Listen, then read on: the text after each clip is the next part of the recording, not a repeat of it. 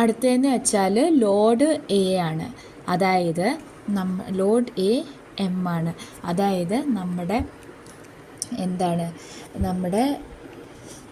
മെമ്മറിക്കകത്തുള്ള content എടുത്ത് അക്യുമുലേറ്ററിലേക്ക് load ചെയ്യുന്നു. Load B M എന്ന് പറഞ്ഞാൽ മെമ്മറിക്കകത്തുള്ള കണ്ടൻറ് എടുത്ത് ബിയിലേക്ക് ലോഡ് ചെയ്യുന്നു. ഇനി അടുത്ത ലോഡ് സി എച്ച് എന്ന് പറയുന്നത് നമ്മുടെ മെമ്മറിക്കകത്തുള്ള കണ്ടൻറ് എടുത്തിട്ട് right most byte of the അക്യുമുലേറ്ററിലേക്ക് കൊടുക്കുന്നു. അതായത് read character from memory and load into the accumulator. That is a right most byte accumulator will have this value set.